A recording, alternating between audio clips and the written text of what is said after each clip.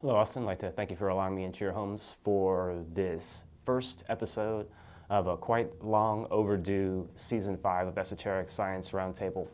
I would like to start by making a handful of announcements related to things that have been going on lately and some other upcoming events that I'd like to mention quickly. First of all, I'd like to give a special thanks and shout out to Freeman from the Freeman perspective for allowing me for this past several months to help him with the technical production, and so that's allowed me greatly to get back in the flow of doing a television show, and also allowed me to contribute to the work that he's doing, which I feel is quite important in order to in what he's doing with bringing out esoteric symbolism and just bringing out some very thought-provoking information that is a bit difficult for most the average public to take in and accept right off the bat, which I completely understand. And I myself do not fall lockstep with Freeman and everything that he has presented over the past several months either. But again, it's been a wonderful experience to be able to do that, and again to bring out some really thought-provoking information that is again a little bit off the beaten path. And so I wanted to thank Freeman for that in particular. And I'd also like to thank everyone that's helped keep the metaphysical and philosophical meetings up and running and alive. These were started about 7 years ago, initially by Jeff Contreras from Therefore I Am, and then before too long I was also co-hosting, and these things have been, again, going on every third Wednesday of the month, and they've migrated from several places, and most recently we migrated to Spider House, and so this is where we are currently conducting these metaphysical philosophical meetings, again, every third Wednesday of the month, from about 8 o'clock till whenever people decide they want to leave. And you'll run into myself. Jeff Contreras will be re-attending these meetings more frequently and supporting, lending his support more consistently. And also Freeman is another person that's really helped out in our absence to make these things consistent and to keep the pulse going with the metaphysical philosophical meetings that I feel like are a great meeting place and a great place to allow persons interested in the subject matter of our respective shows to come and actually chat with us and to express and share their ideas. And sometimes we've even been able to get guests and potential guests from the different members that have come to break bread with us over time. So again, that's I'm very thankful that that's continuing and will continue to do so into the future. Also, some of you are probably aware that Therefore I Am is returning to Access Television this evening.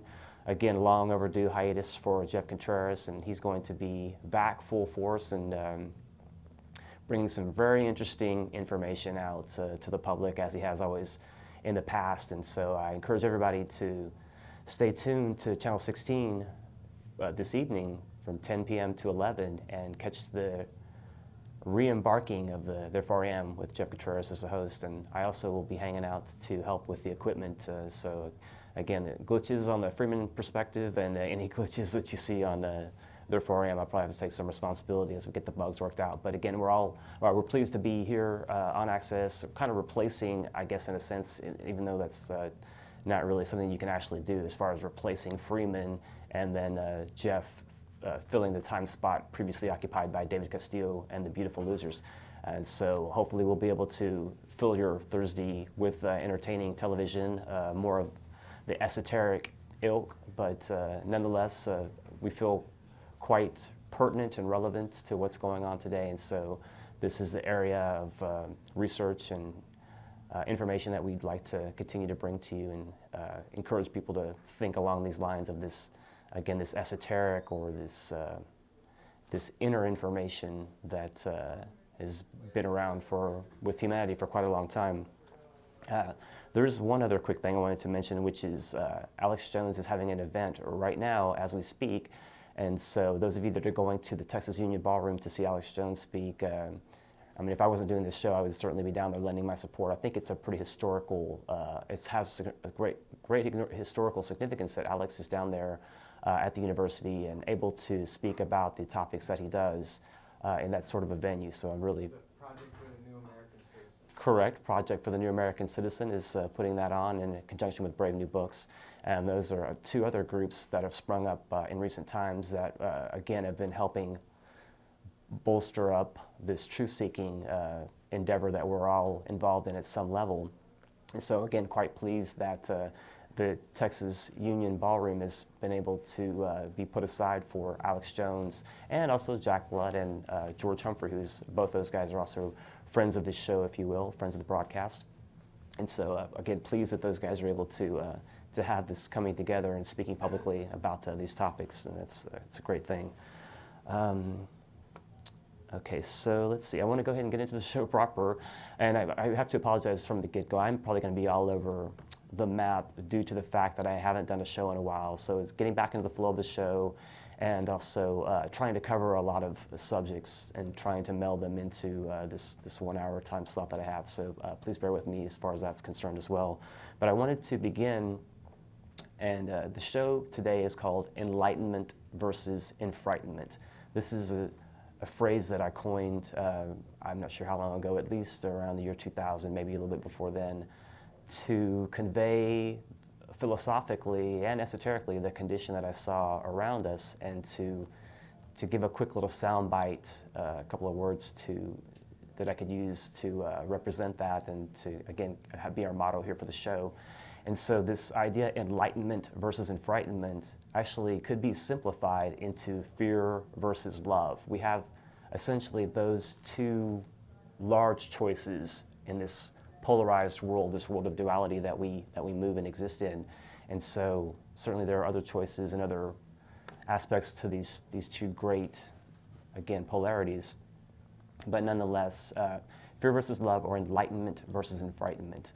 And when you use the term enlightenment and you are referring to esoteric concepts and ideas based on mostly what's deemed hidden information, again, esoteric, arcane information, that this tends to have negative connotations in most people's minds. You say enlightenment or illumination, another word that's very similar, and again, you're gonna, depending on your background and your feelings about certain things, you may shirk from those words and may think that that's a bit of a bad term potentially. But I do not believe that's the case, and this is largely why I started the show, was to bring out, I guess, sort of the ABCs of this esoteric or this hidden information, and to try to explain publicly why it's valid, and also give some of the ABCs as to practical application. This esoteric science does have practical everyday use, and everyone on the planet can gain some benefit at some level from looking into this subject, and even more so if these ideas are applied as a way of life on a regular basis. And so this is something, again, that I try to emphasize, and this is certainly ties into health and things of that nature ultimately as well, and just overall well-being.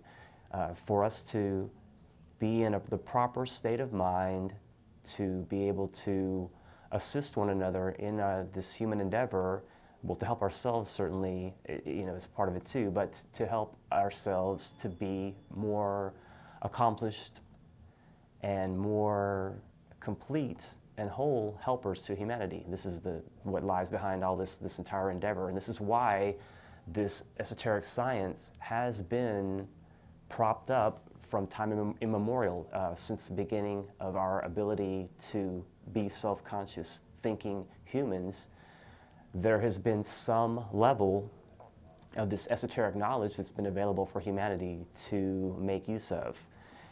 Some of the questions one might ask are, why was this esoteric knowledge held in such high regard? Why was it mostly hidden away from the general public at some level?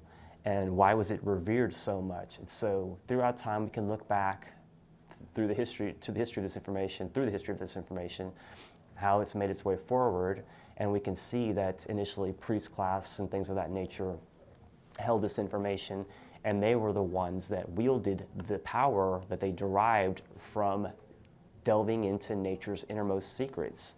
And this is something that has changed and developed and modified over time to fit the emerging consciousness of mankind. And so this esoteric information and the modes of relaying esoteric information have changed drastically.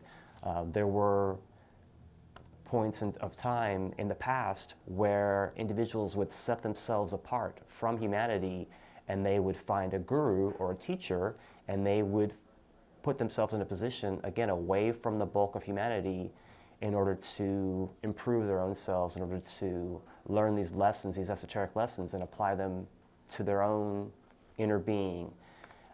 This is not really this is not very easy for us to be able to pull off in this day and age, because we, for the most part, live in large cities, and we have to interact with other people at certain levels, whether that be through work, career, just even going to the grocery store, things of that nature. The type of society that's emerged is not the kind of society that would allow for everybody just to duck away and just go into some lamasery or some temple to gain some inner enlightenment. This day and age, the way that things work out, we have to experientially apply these esoteric lessons through the crucible of daily living. And so our trials and tests by fire that we find ourselves moving through are based in this modern day material world. And so some things that we go through, whether it's something simple like, a car breaking down and having to find other means of transportation, can tie into this esoteric unfolding at some level. And so again, it's taken on entirely different connotations through time. And so the idea that there have been these mysteries throughout time, these mystery schools, is certainly part and parcel of our history. And if we could study and gain insight into how these mystery schools have unfolded throughout time and how this esoteric knowledge has been passed from one group to the next, we could gain a tremendous amount of insight into our past cultures and past civilizations, and how things are unfolding underneath the scenes, behind the scenes rather, under the surface.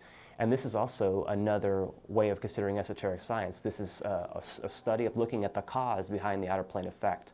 So there is always the energetic impetus behind any physical plane manifestation. Everything ultimately begins with a thought. And from that thought emits the word or the sound. Again, I'm speaking symbolically here, but that this ultimately manifests into something, some education system, a monetary system, a form of government, a religious system, a philosophy.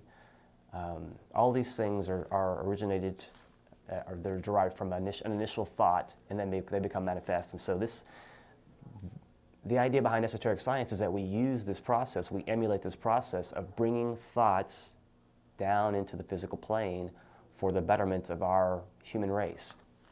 And so we continue to improve on this, and we continue to work this way through the study of these ideas.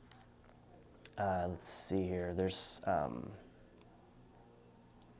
a lot of what's taking place with some of the current things that are working out right now, and I'm going to hit this again from a lot of different angles, but one thing, and again, I apologize for being all over the map, but one thing that's really interesting to point out is the increase in the solar flare activity that's been really noticeable with these large class solar flares that are erupting from the surface of the sun and moving towards our planets and engulfing the planet a lot of the times with this ejecta. And so this is a curious condition that's unlike what we've seen in recorded time.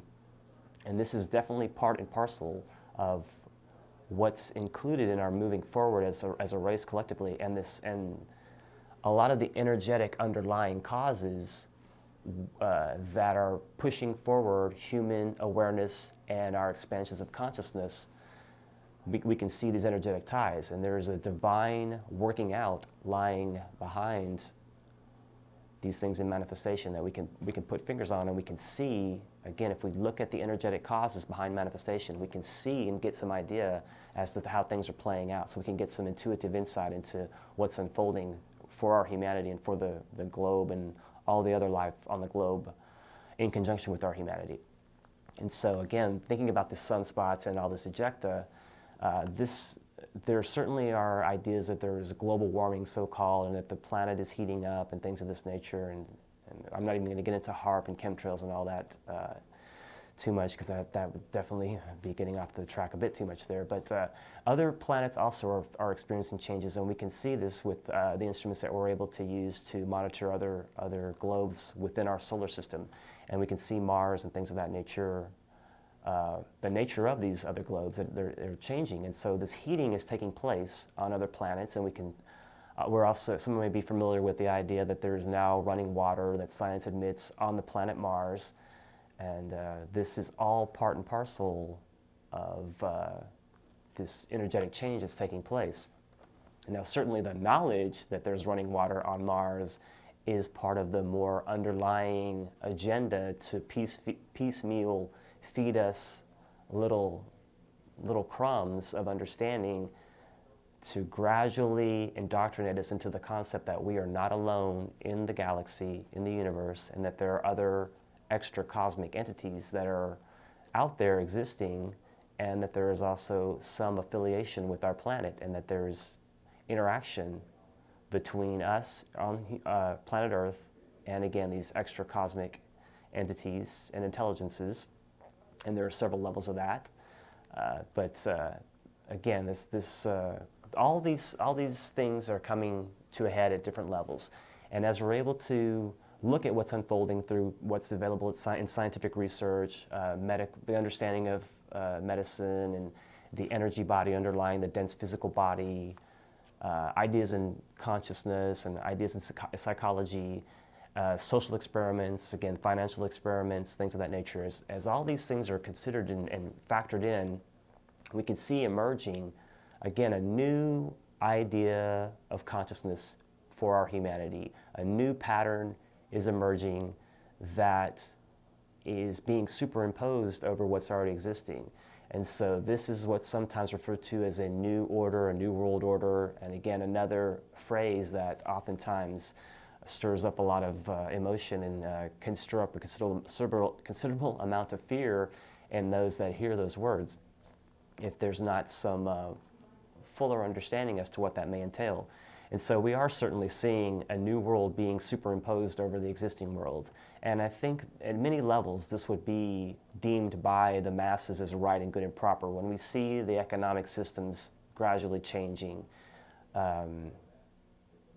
we hope that these systems will be able to adapt to include the masses of humanity, and that all of these systems in place will move away from the energy that's contained in these systems, will alter so that the energetic flow contained within these systems is not, again, as it is now, continually funneled up to the pyramid, to the top of the pyramid, without there being an ability for that to recirculate through the body politic.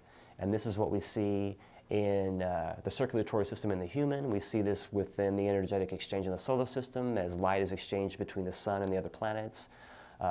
If there's not this free flow in the body politic, then there is an imbalance. There is what's akin to either a viral infection or a cancerous growth that would be attaching itself to, again, the body politic. And as energies in these systems are forced and constricted in one area, and they're not allowed to fulfill and sustain the entire system by virtue of nature and natural law, they have to subside and collapse at some point into the future. And so we're seeing this taking place right now. We're seeing the collapse of systems. We're seeing the understanding of more and more people that what is taking place and transpiring now is a good and positive move away from the constriction that's been in place for so long. And so I think most intelligent people, most thoughtful individuals would agree that to enable systems like governmental, again, economic, ideas of religion to nurture the entire all aspects of humanity, to nurture us mentally, emotionally, and physically. If systems aren't able to do that, if they're not able to sustain all aspects holistically of our humanity and all life on the planet, then they will no longer be fit, and they will move by the wayside, and we'll see new things replace them. And this is in the process of taking place right now. Those that, again, look to the underlying causes and try to study these things can see a lot of evidence that this is indeed taking place. And so, again, this esoteric knowledge, unfortunately, in previous systems, and what has allowed this current system to culminate and solidify around these concepts, is based on the hoarding of esoteric knowledge. Now, certainly there are those within the truth-seeking movement that have studied enough adequately to understand and appreciate the idea that the religious systems largely have been controlled and dominated by certain institutions to the detriment, again, of the larger body politic. They would agree, I think, in most cases, that the governmental systems have been constricted and that there's no real recourse in government in many respects, especially if there's electronic voting fraud going on and there is no real process in effect to have a redress of grievances. Economically as well, especially, is the one that really tends to hit home, because this is the economic factor of this is where the real fear-based kernel of all this revolves. The real atom of fear is really contained within more so this aspect of governmental control, or rule control, is economics, because again, this is where the basis of fear originates. And when we fear for the things that sustain our very livelihood and our well-being, if we are fearful that we won't have money to get food and all these things to sustain ourselves, this is again where the main kernel of fear exists and resides. And so again, I think that most people would agree that changing of these systems is only right and proper and adequate. And again, what this show seeks to do, and certainly to another degree, at another level, therefore I am in the Freeman perspective as well, seeking to demonstrate that there is this esoteric knowledge that has been apprehended by those that could currently maintain and dominate control over the masses of humanity, and that this knowledge has been, again, hoarded away and kept from the masses. And so if we know that there has been untruthfulness and things are not quite as they seem, then we have to start questioning, or it would be logical in my estimation to question, why is this hidden knowledge, why is it painted as so bad, so dark, so negative? If we start to stray into these esoteric ideas, what is it that's, what is it with it that is so detrimental to us? Why is it going to, the most popular conception I would imagine would be that, our soul will be damned to some eternal, we'll be eternally damned, and we'll meet some hellfire and brimstone ending if we're not pious and religious according to some existing doctrine, if we don't follow the letter of the law, so to speak, in any of the existing religious books. I deem the existing religious books as symbolic documents largely. And so to take any of this information that's been given to us through the great religions as a literal roadmap for how to proceed, I would definitely, exercise some caution in that kind of with that kind of an outlook. I think that the symbolic stories are there, and the parables are there to give us the right and proper inquiry. They're there to give us an interest in looking a little bit further and to delving in. There is a definite aspect to this that's tied into the gospel narratives and the words that are attributed to Jesus, which are, "Unto you is given to know the mysteries of the kingdom of heaven."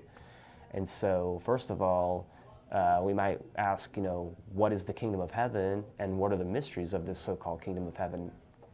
And so, again, these mysteries are there for us to delve into.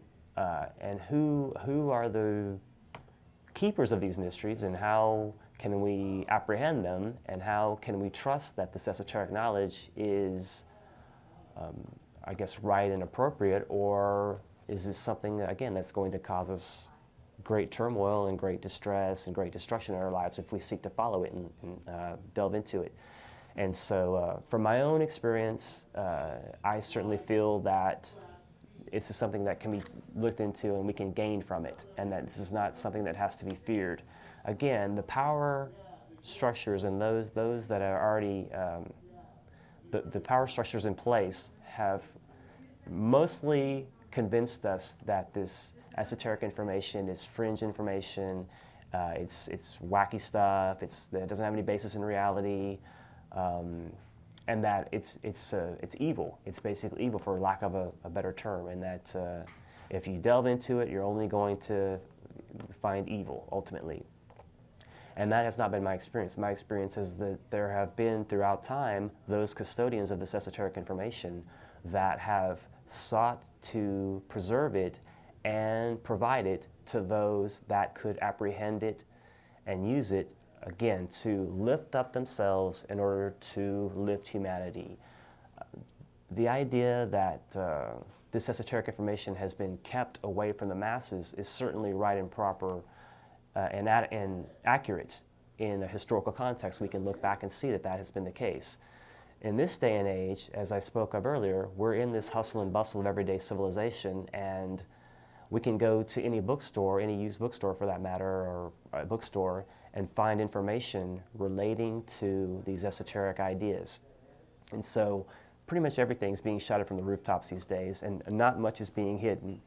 Old papers from old esoteric orders that were considered secret and part of inner order stuff at one time is no longer considered to be so. A lot of this stuff has changed quite a bit and is made available in published form. Again, certainly with the internet, a lot of this stuff has been made available as well. And so, hey, Chris, could you come in and close the door maybe if you get a chance in a second? Appreciate that. So our showtime is a lot earlier than it normally is, and there's a lot of activity going on around access, and hard not to have some bleed through on occasion.